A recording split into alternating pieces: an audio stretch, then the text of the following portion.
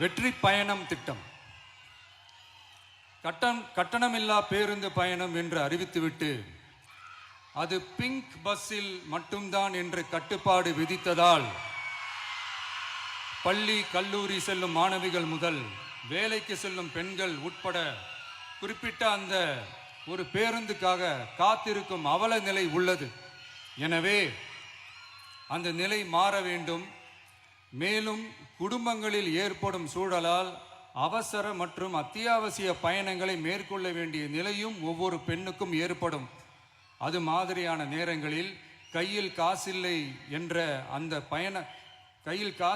என்றால் அந்த பயணத்தை கவலையுடன் தவிர்க்க வேண்டிய நிலையும் ஏற்படும். இது போன்ற தர்ம சங்கடமான நிலையை தவிர்ப்பதற்காக அரசு போக்குவரத்தின் அனைத்து பேருந்துகளிலும்